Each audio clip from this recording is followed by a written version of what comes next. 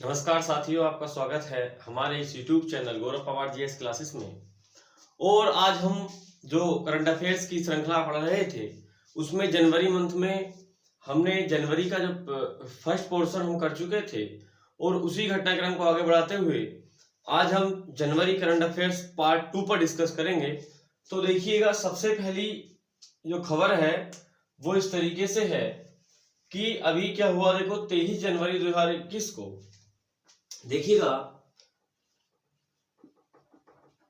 23 जनवरी 2021 की अगर हम बात करें तो आपको पता होगा कि इस दिन हम मनाते हैं नेताजी सुभाष चंद्र बोस की जयंती, यानी कि 23 जनवरी को प्रत्येक वर्ष नेताजी सुभाष चंद्र बोस की जयंती मनाते हैं। तो देखिएगा, इस वर्ष की अगर हम बात करें तो नेताजी सुभाष चंद्र बोस की 123वीं जयंती मनाई गई, 125वीं जयंती मनाई गई इस वर्ष।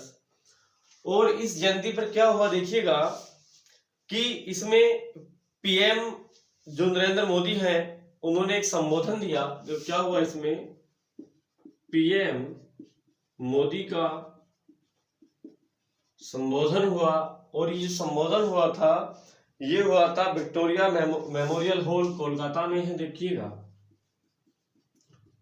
विक्टोरिया मेमोरियल हॉल जो कोलकाता में पड़ता है, यहां पर ये इनका संबोधन हुआ। और इस वर्ष देखो एक नए दिवस की शुरुआत की गई और इसमें क्या करा गया कि 23 जनवरी को प्रत्येक वर्ष मनाएंगे पराक्रम दिवस के रूप में। क्या मनाएंगे, यहां पर कह सकते हैं कि पराक्रम दिवस का उद्घाटन हुआ।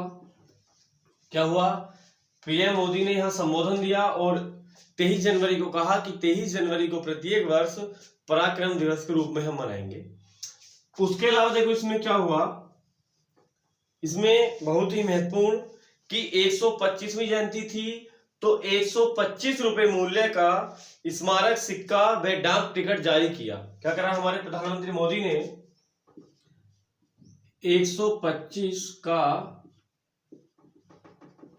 स्मारक सिक्का व डाक टिकट जारी किया गया। किस अवसर पर, इस अवसर पर जो था दो काम हुए। पहला काम, पराक्रम दिवस कब मनाते हैं तो वो मनाते हैं 23 जनवरी को। और दूसरा कार्य क्या हुआ कि 125 रुपए का स्मारक सिक्का और डाक टिकट जो था इनके दिवस पर यानी इनकी जयंती पर जो था ये जारी किया गया। बहुत महत्वपूर्ण है, एग्जाम के पॉइंट ऑफ व्यू से चीजों को हम यहाँ जोड़ रहे हैं। अगली बात देखो, अगर हम बात करें सुभाष चंद्र बोस के जन्म की, वैसे कहानी बहुत लंबी है, इतिहास हम जब पढ़ेंगे आधुनिक भारत तो वहां पर किंतु स्वच्छ समुद्र के बारे में सब चीजें हम वहां पढ़ते हैं। लेकिन यहाँ पर देखो इनका जन्म की अगर हम बात करें तो इनका जो जन्म था वो हुआ था 18 जनवरी, या कह सकते हैं 1897 में कटक या उड़ीसा में इनका जन्म हुआ था। कहां पर जन्म हुआ था इनका, जो कटक जगह है उड़ीसा में, 1897 में इनका जन्म हुआ था नेताजी सुभाष चंद्र बोस का। तो इतनी बात हमारे एग्जाम के पॉइंट ऑफ व्यू से महत्वपूर्ण बन जाती है कि बताइएगा कौन सा दिवस हुआ, क्या सिक्का, क्या चीज और कौन सी जयंती हमने मनाई, कहाँ मनाई गई। विक्टोरिया मेमोरियल हॉल कोलकाता में है। ये सब चीजें हमारे एग्जाम के पॉइंट ऑफ व्यू से बहुत ही महत्वपूर्ण बन जाती हैं, जो कि आने वाले समय में हमारे एग्जाम के लिए बहुत महत्वपूर्ण है और करंट अफेयर्स के रूप में सब चीजें हम पढ़ रहे हैं यहाँ पर। अगली बात देखो, अभी आपको पता होगा कि 2020 पूरा का पूरा वर्ष कोरोना महामारी के कारण मतलब अच्छा नहीं गुजरा और उसी कोरोना महामारी को दृष्टिगत रखते हुए हमारे देश ने मतलब बहुत बड़ी उपलब्धि हासिल की, यानी कोरोना वैक्सीन बनाई। तो देखिएगा, अभी एक अभियान चल रहा है, टीकाकरण अभियान। अगर हम बात करें कि 16 जनवरी 2021 16 जनवरी 2021 की अगर हम बात करें तो विश्व का सबसे बड़ा टीकाकरण अभियान यहां शुरू हुआ है भारत में। देखो ये क्या हुआ है, भारत में विश्व का सबसे बड़ा टीकाकरण अभियान शुरू हुआ है। ठीक, किसके खिलाफ है ये, कि कोविड-19 किसके लिए है, कोविड-19 वैक्सीनेशन। कोविड-19 वैक्सीनेशन हम कह सकते हैं कि जो कोरोना महामारी आई उसका मतलब वैक्सीन हमारे भारत ने बना ली है, बहुत बड़ी उपलब्धि हासिल की। तो ये अभियान चला है। अगर देखो हम बात करें हमारे यहाँ कौन कौन से टीके को मंजूरी मिली है, तो देखिएगा भारत में 2 टीकों को मंजूरी मिली है, 2 टीकों को मंजूरी मिली है, जिनमें पहला टीका है कोविडशील्ड। क्या है पहला टीका, कोविडशील्ड है, और दूसरा है कोवैक्सीन। दूसरा क्या है, दूसरा है कोवैक्सीन।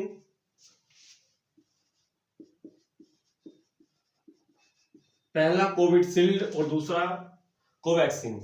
अगर हम बात करें कोविडशील्ड किसने बनाया है, तो ये निर्माण किया है सीरम इंस्टीट्यूट ऑफ इंडिया द्वारा निर्मित है। ये किसने बनाया है, सीरम इंस्टीट्यूट ऑफ इंडिया द्वारा ये निर्मित किया गया है जो कोविडशील्ड टीका है। और जो कोवैक्सीन है ये भारत बायोटेक द्वारा निर्मित है। कौन सी कंपनी ने बनाया है इसको, भारत बायोटेक द्वारा निर्मित है ये जो टीका है आपका।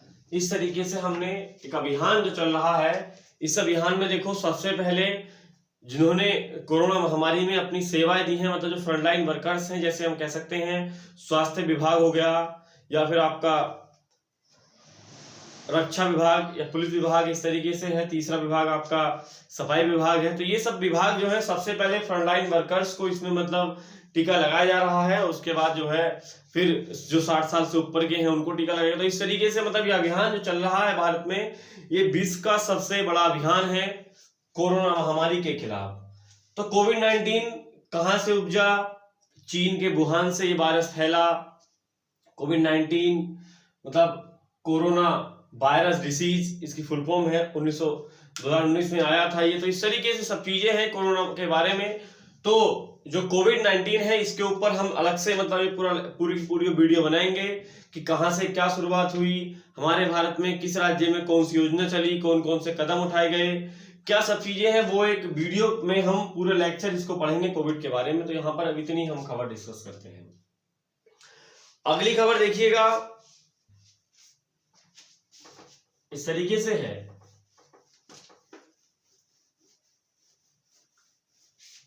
अगला है कुंभ मेला।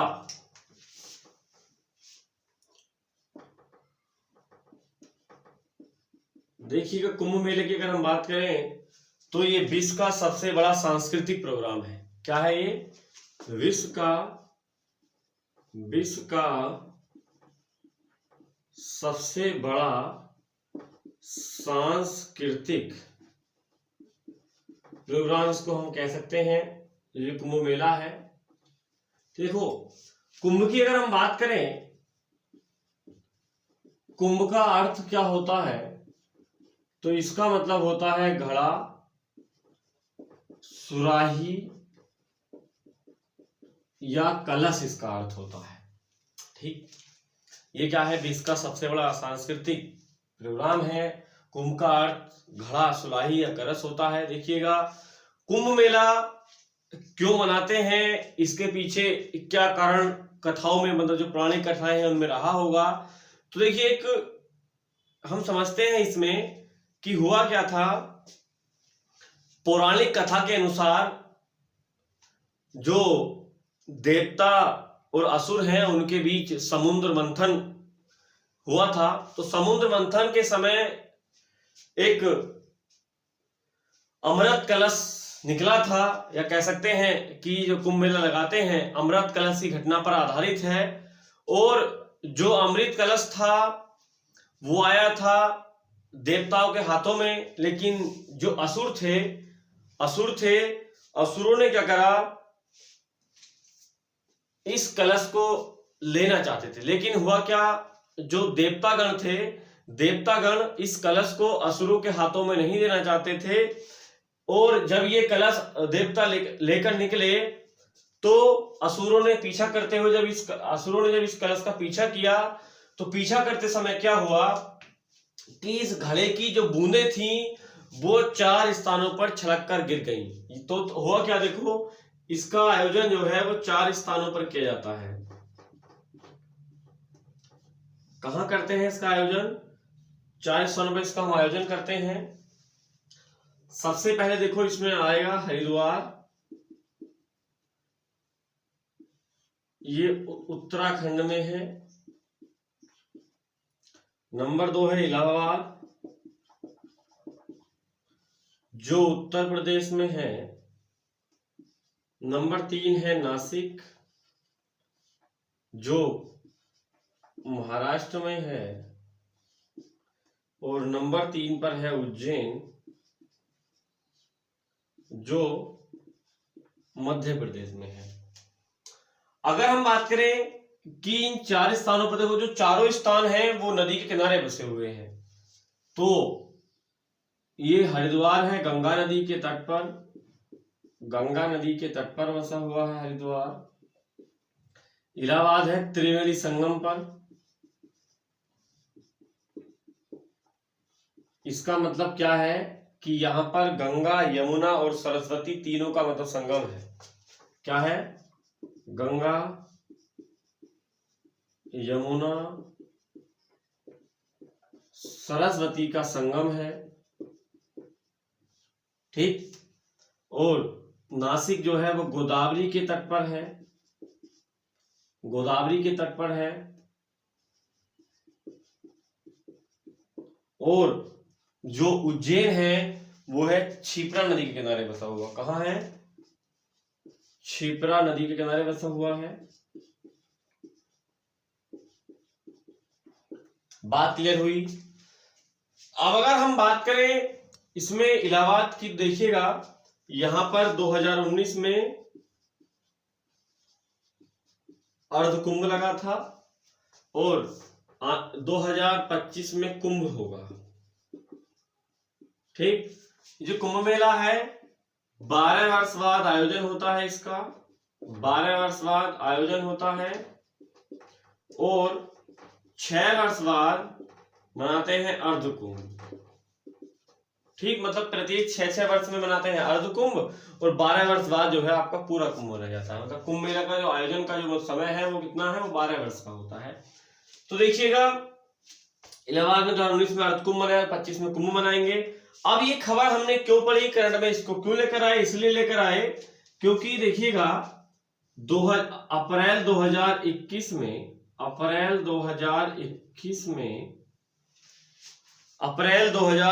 में इसका आयोजन होगा। कहां पर?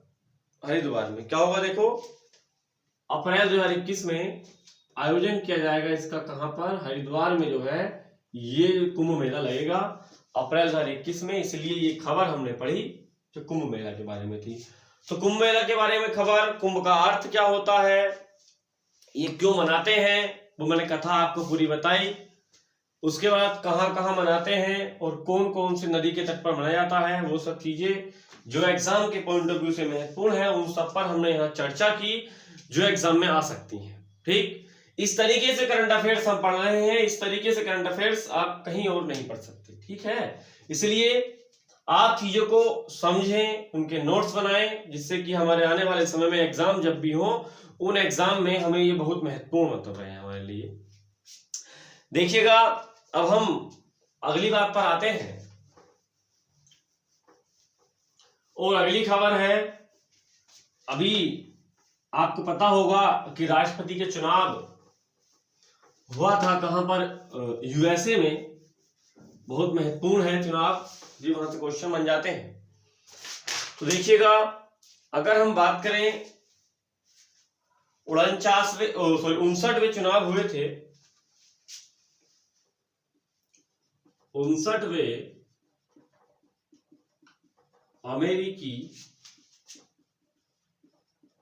राष्ट्रपति चुनाव।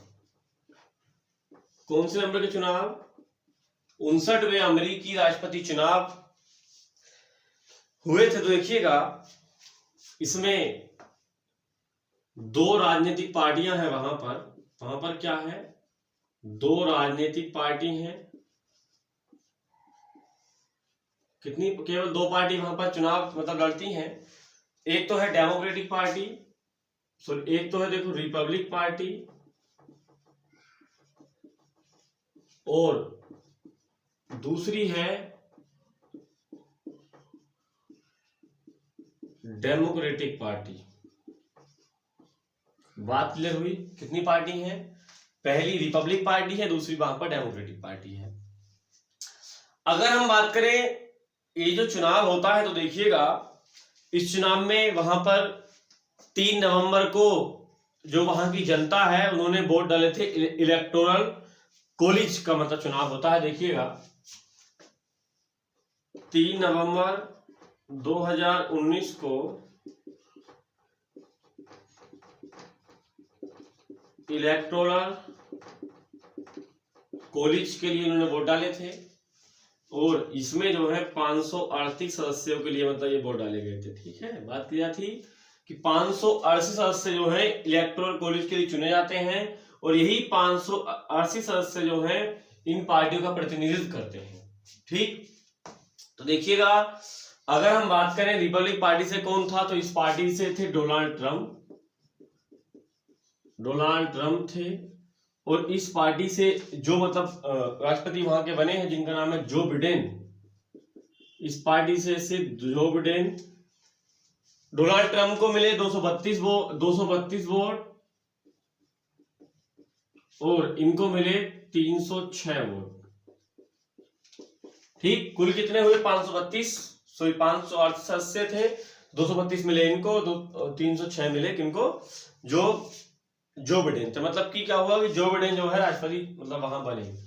अब हम बात कर लेते हैं जो बिडेन के बारे में कि कौन कौन से पॉइंट एग्जाम के लिए मतलब महत्वपूर्ण बन जाते हैं। यहां से देखिएगा, सबसे पहले ये जो है इन्होंने शपथ ली 20 जनवरी 2021 को। शपथ कब ली इन्होंने? 20 जनवरी 2021 को इन्होंने शपथ ली थी। ये वहां के 46वें राष्ट्रपति हैं। क्या है? 46वें राष्ट्रपति हैं, और सबसे अधिक उम्र के राष्ट्रपति हैं। क्या है ये? सबसे अधिक उम्र के राष्ट्रपति हैं, यानी कि इनकी जो उम्र है वो 78 वर्ष लगभग है। ठीक, उसके बाद इन्होंने किसको रिप्लेस किया है? तो इन्होंने रिप्लेस किया है डोनाल्ड ट्रंप को। मतलब किसके स्थान पर आए हैं ये? इन्होंने रिप्लेस किया है डोनाल्ड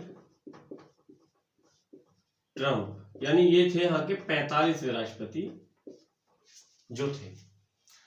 अगर हम बात करें इसके बाद, देखिएगा इसी में देखो अगला एक बात क्या है कि इनका जो कार्यकाल है वो कितना होगा। कार्यकाल इनका होता है 4, भी मैं बताऊंगा बाद में। देखो उसके बाद देखो इसमें यहां पर जो उपराष्ट्रपति, ये बहुत महत्वपूर्ण है एग्जाम के लिए। उपराष्ट्रपति की अगर हम बात करें तो ये जो उपराष्ट्रपति हैं 49वीं उपराष्ट्रपति हैं यहाँ की, और उपराष्ट्रपति बनी है यहाँ की कमला हैरिस। उपराष्ट्रपति कौन बनी है? कमला हैरिस जो है ये भारतीय मूल की हैं। कहां की हैं ये? भारतीय मूल की हैं, और अमेरिका में बनने वाली पहली महिला उपराष्ट्रपति भी हैं। क्या है? पहली महिला उपराष्ट्रपति भी हैं, और इन्होंने जो रिप्लेस किया है वो किया है माइक पेंस को। किसको रिप्लेस किया है इन्होंने? माइक पेंस को इन्होंने जो है रिप्लेस किया है, जो ये कमला हैरिस बनी है वहां पर उपराष्ट्रपति। ठीक, राष्ट्रपति जो बिडेन हो गए और उपराष्ट्रपति कमला हैरिस। क्यों महत्वपूर्ण है? क्योंकि ये भारतीय मूल की है, मतलब भारत के मूल की है। भारत में मतलब इनके माता पिता जो है भारत के रहने वाले थे, तो इस तरीके से ये भारतीय मूल की बनी है और पहली महिला राष्ट्रपति भी है वहां की, तो इसलिए भी बहुत महत्वपूर्ण हो जाता है। अगर हम बात करें कि जो राष्ट्रपति है उसका कार्यकाल देखो कितना होता है, तो उसका जो कार्यकाल है वो होता है 4 वर्ष का। ठीक, और एक व्यक्ति जो है 2 कार्यकाल के लिए चुनाव लड़ सकता है। क्या है? नोट यहां लिख सकते हैं, देखिएगा कि मतलब कि 2 कार्यकाल के बाद आप चुनाव नहीं लड़ सकते। मतलब कह सकते हैं 2 कार्यकाल के लिए चुनाव लड़ सकते हैं यहां पर। ठीक, अब इतनी बात यहां तक क्लियर की हमने। अब देखो आगे यहां से बढ़ते हैं कि किस तरीके से, देखो क्या है, कार्यकाल यहाँ का 4 वर्ष होता है और एक व्यक्ति मतलब 2 बार बन सकता है, 2 बार से अधिक यहाँ नहीं बन सकता। ठीक है, उसके बाद देखो यहां पर अगली बात हम करते हैं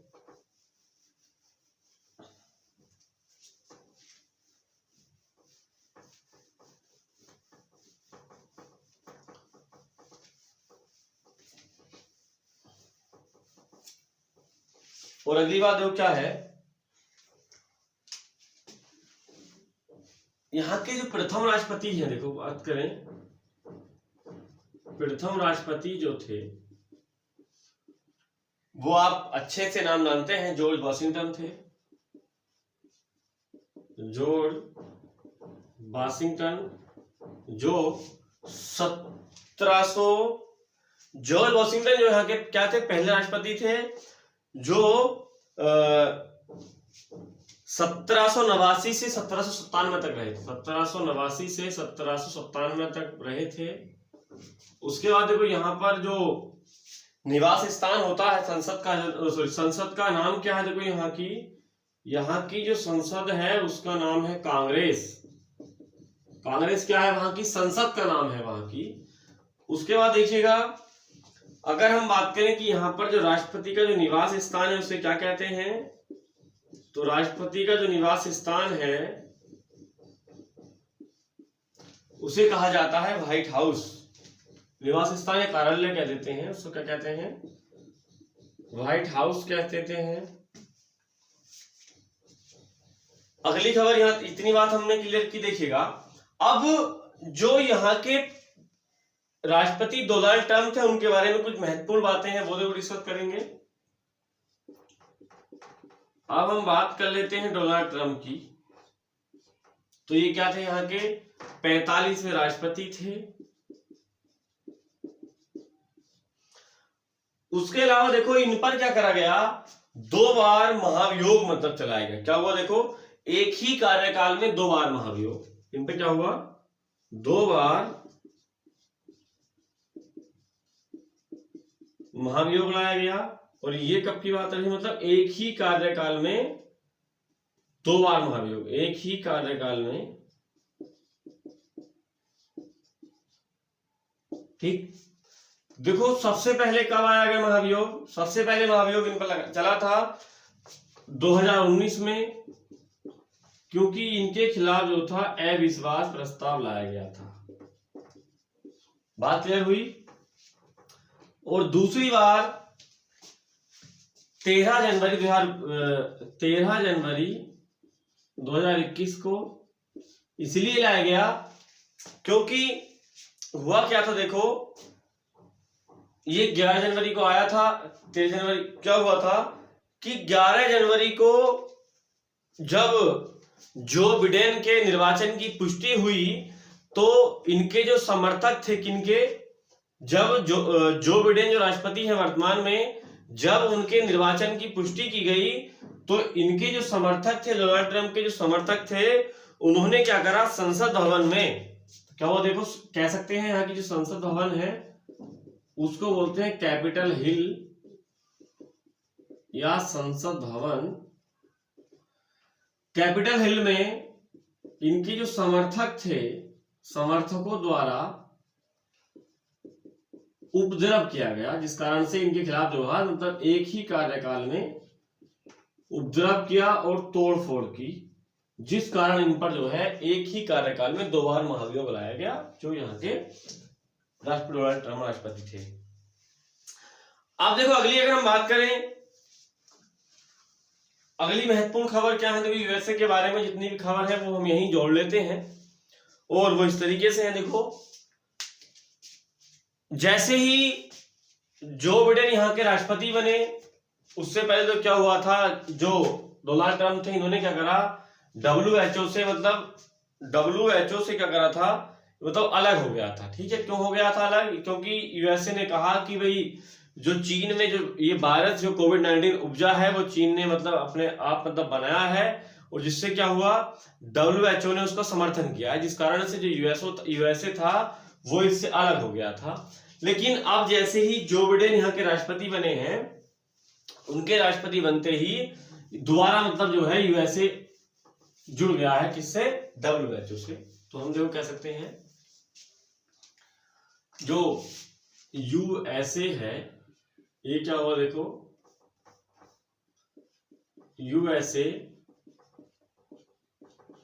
WHO से पुनः मतलब जुड़ गया है। ठीक, क्या देखो WHO क्या है,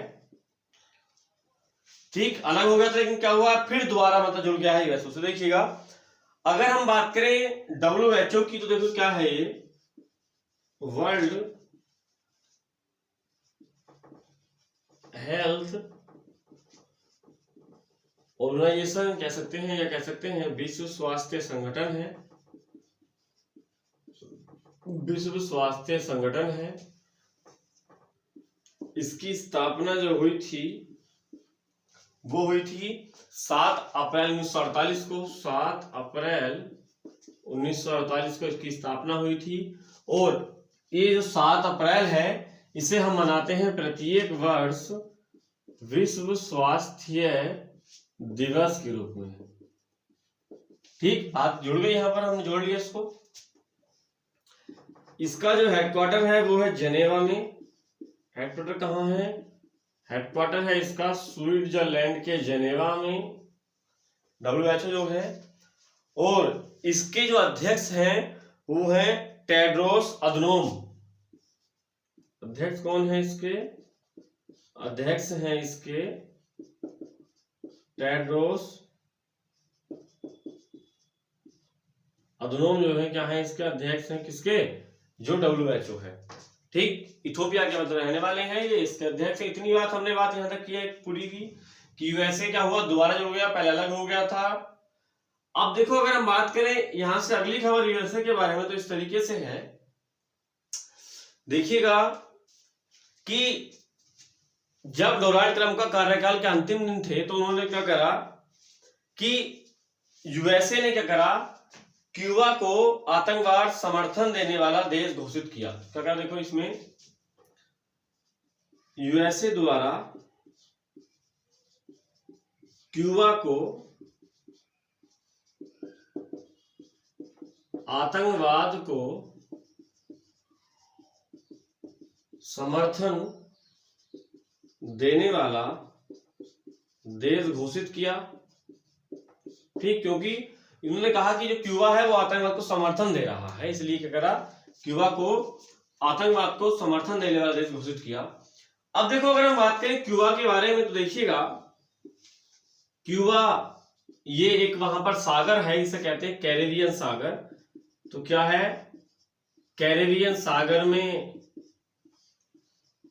ये स्थित है, कैरेबियन सागर है, और इसे कहा जाता है चीनी का कटोरा। इसकी राजधानी क्या है, देखो इसकी राजधानी है हवाना। राजधानी क्या है इसकी, राजधानी है इसकी हवाना। और यहाँ की जो मुद्रा है, यहाँ की जो मुद्रा है वो है पैसो। मुद्रा क्या है यहाँ की? पैसो यहाँ की मुद्रा है। ठीक, तो कहाँ है ये? जो हमारा उत्तरी अमेरिका और दक्षिणी अमेरिका है, उन दोनों के बीच में अटलांटिक महासागर में एक सागर है जिसका नाम है कैरेबियन सागर, और उस कैरेबियन सागर में छोटे छोटे बहुत से देश हैं, जैसे आपका क्यूबा है, जमैका है और त्रिनिदाद टोबैगो है, आदि देश हैं वहां पर। और इन देशों के द्वारा एक टीम बनाई गई है, क्रिकेट टीम, जिसका नाम वेस्ट इंडीज है। तो वेस्ट इंडीज क्या है? वेस्ट इंडीज कोई देश नहीं है, वेस्ट इंडीज जो है कैरेबियन सागर के देशों की एक क्रिकेट टीम को ही वेस्ट इंडीज कहा जाता है। तो बात यहां तक क्लियर की हमने क्यूबा के बारे में, यूएसए से जुड़े हुए जितने भी फैक्ट्स हैं वो सब हमने यहाँ डिस्कस किए। अब देखो अगली खबर हम पढ़ते हैं, और वो इस तरीके से है,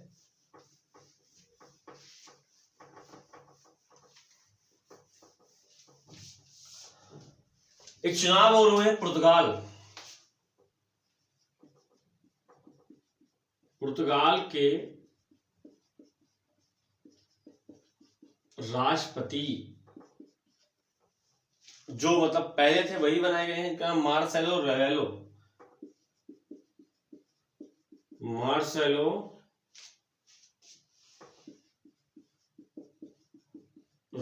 क्या है देखो, पुनः निर्वाचित किए गए हैं। ठीक, इतनी मतलब बात इंपॉर्टेंट है, बताइएगा अभी हाल ही में किसे पुर्तगाल का राष्ट्रपति बनाया गया है? तो वो है मार्सेलो रेवेलो, जो है पुर्तगाल के राष्ट्रपति बनाए गए हैं। अगर हम बात करें पुर्तगाल की, देखो तो ये जो पुर्तगाल है ये यूरोप में पड़ता है, आपको पता होगा। इसकी जो राजधानी है वो है लिस्बन। राजधानी क्या है यहाँ की पुर्तगाल की? तो वो है लिस्बन। और यहाँ की मुद्रा जो है वो है यूरो। मुद्रा क्या है यहाँ की? यूरो यहाँ की मुद्रा है पुर्तगाल की। ठीक, बात क्लियर हुई यहाँ तक, पर इतनी खबर यहाँ से इंपॉर्टेंट थी, बाकी ज्यादा कुछ नहीं इंपॉर्टेंट है।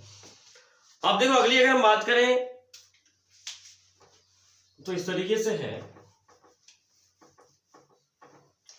जो संयुक्त राष्ट्र संघ है, कह सकते हैं यूएन रिपोर्ट। तो जो यूएनओ का आर्थिक और सामाजिक मामलों का जो विभाग है उसने एक रिपोर्ट जारी की है। देखिए, कह सकते हैं यूएन रिपोर्ट, हम कह सकते हैं कि इसके आर्थिक व सामाजिक मामलों के विभाग द्वारा जारी हुई है। और इन्होंने बताया है, देखो एक शब्द है प्रवासी। प्रवासी का मतलब होता है, देखो एक शब्द मैं लिख रहा हूं, प्रवासी का मतलब क्या है? प्रवासी का मतलब ये है कि वे लोग जो भारत के रहने वाले हैं, मतलब भारत के मूल निवासी हैं, लेकिन किसी और देश में जाकर रह रहे हैं या व्यापार कर रहे हैं या कोई वहां शॉप है या मजदूरी कर रहे हैं, तो वो कहलाते हैं प्रवासी भारतीय। तो इन्होंने क्या करा, देखो विश्व के विभिन्न देशों में जो प्रवासी हैं उनमें सबसे अधिक भारतीय हैं। तो कह सकते हैं कि विश्व में सर्वाधिक जो प्रवासी हैं वो कौन है? वो है भारतीय। कहां के प्रवासी सबसे ज्यादा है? भारत के प्रवासी सबसे ज्यादा है। तो वो है कहां के? भारत के। प्रवासी का मतलब होता है कि विश्व के विभिन्न देशों में निवास कर रहे भारतीय। प्रवासी का मतलब है कि विश्व के विभिन्न देशों में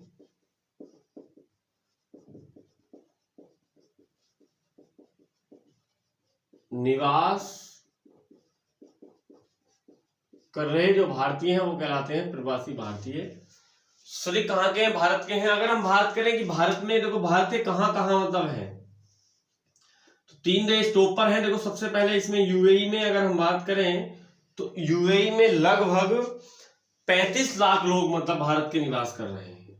35 लाख लोग यूएई में हैं। उसके बाद देखो यूएसए में लगभग हैं 27 लाख। और तीसरे नंबर पर आ जाता है सऊदी अरब। तो सऊदी अरब में लगभग 25 लाख लोग जो हैं भारत के वहां रह रहे हैं। उसके अलावा भी अन्य देश, ऑस्ट्रेलिया हो गया, कनाडा हो गया, कुवैत हो गया, इन सब देशों में भारतीय हैं, लेकिन सबसे अधिक जो सर्वाधिक टॉप पर है मतलब भारत के लोग वो यहाँ रह रहे हैं। अब देखो यहाँ पर एक शब्द यूएन, यूएनओ जो क्या है, यूनाइटेड नेशन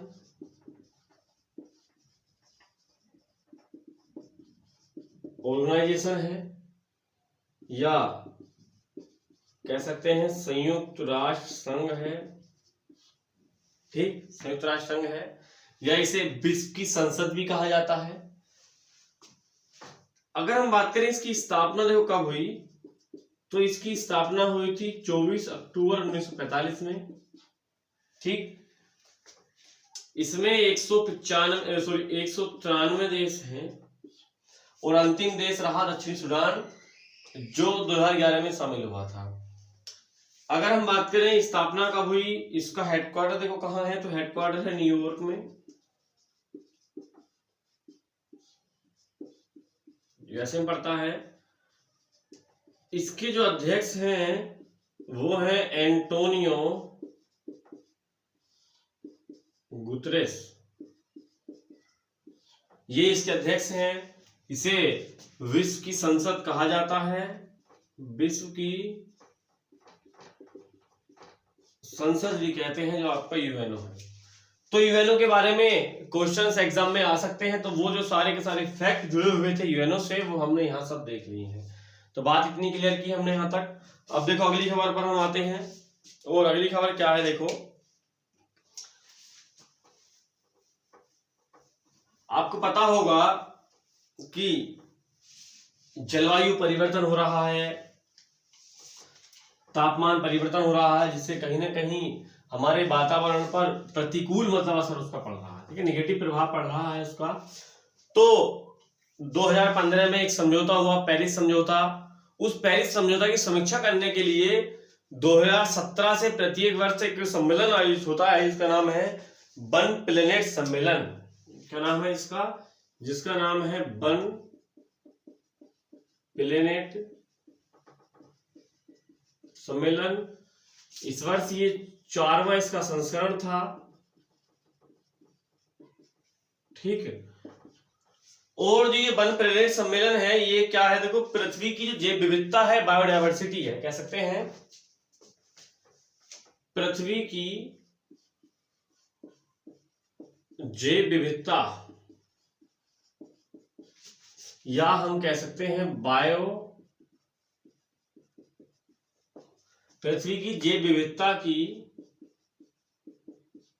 रक्षा के लिए मनाते हैं, ठीक। ये सम्मेलन आयोजित किया जाता है वन प्लेनेट सम्मेलन। अगर हम बात करें, देखो ये जो सम्मेलन इसका जो आयोजन हुआ है इस वर्ष, वो हुआ है आयोजन पेरिस, जो फ्रांस की राजधानी भी है, ठीक। और जो पेरिस बसा हुआ है, ये बसा हुआ है सीन नदी के किनारे पर। कहाँ बसा हुआ है, सीन नदी के किनारे बसा हुआ है, ठीक है। अगली बात देखो, जो ये प्लेनेट सम्मेलन है किस किस के सहयोग से हुआ है, तो हम कह सकते हैं कि ये यूएनओ जो अभी हमने देखा, यूएनओ व विश्व बैंक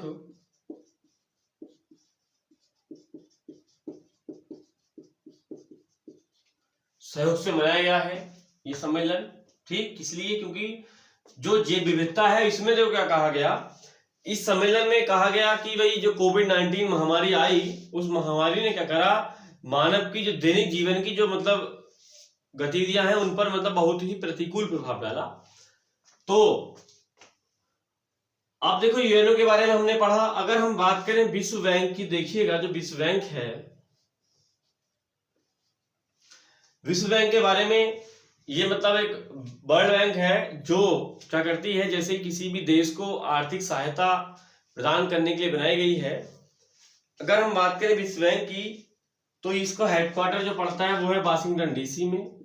हेडक्वार्टर कहाँ है इसका,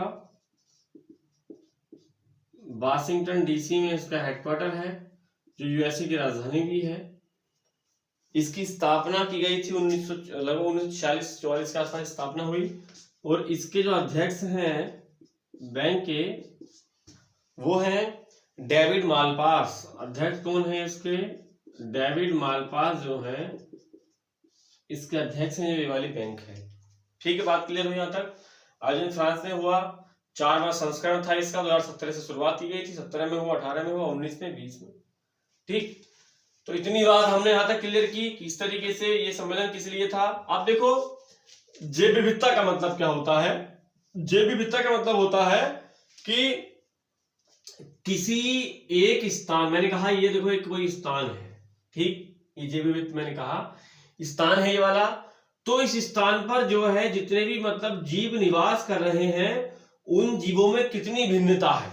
ठीक, प्रजाति के आधार पर, रंग के आधार पर ये जो भिन्नता है, वैसे ही हम जैव विविधता कह देते हैं। ठीक, वैसे जैव विविधता टॉपिक इन्वायरमेंट जब हम पढ़ेंगे तो इन्वायरमेंट में पूरा का पूरा जैव विविधता क्या होता है, क्यों मनाते हैं, किस तरीके से जैव विविधता क्या, सुनो। तो यहाँ पर एक शब्द हम वो डिस्कस कर लेते हैं कि जैव विविधता दिवस कब मनाते हैं। ये बहुत महत्वपूर्ण क्वेश्चन है। ये जो जैव विविधता दिवस है, ये प्रत्येक वर्ष 22 मई को मनाया जाता है, जैव विविधता दिवस। ठीक, बात क्लियर यहां पर हुई। और पृथ्वी दिवस मनाते हैं हम 22 अप्रैल को। पृथ्वी दिवस कब मनाते हैं? पृथ्वी दिवस मनाते हैं 22 अप्रैल को। इस तरीके से इतनी करंट अफेयर्स पर हमने आज डिस्कस किया। और इस तरीके से हमने जो करंट अफेयर्स था, ये जनवरी मंथ का सेकंड पार्ट हमने पढ़ा। अब हम देखिएगा थर्ड पार्ट अगली वीडियो में पढ़ेंगे। तो दोस्तों, आप लोग चैनल को सब्सक्राइब करें, शेयर करें, जिससे कि जो भी मतलब छात्र हैं हमारे साथ अधिक से अधिक संख्या में जुड़ सकें। और अगर आपको कोई भी मतलब समस्या है, कुछ भी पूछना है, तो आप जो है कमेंट बॉक्स में दे सकते हैं। आपका आंसर मैं तुरंत दूंगा। ठीक, इसी तरीके से धन्यवाद।